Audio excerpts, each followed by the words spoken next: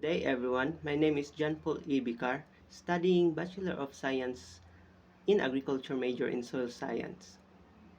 So, for me, there is a need to study science, technology, and society because this develops our critical thinking skills.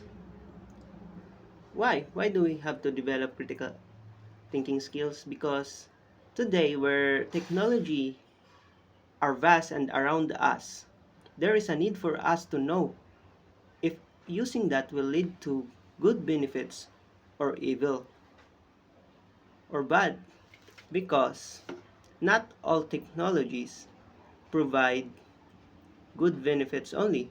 There will always be a side effect or something that affects another, because science, technology, and society are interconnected. Number two, science, technology, and society are interconnected since we gather ideas from science to develop it into technology. Technology is the application of science. So who will benefit from the technology? It is the society. So for me as a agriculture student that provides or is the backbone of the society, we use technology that is derived from science to improve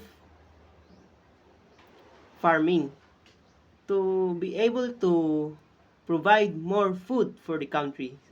So that's what STS is important.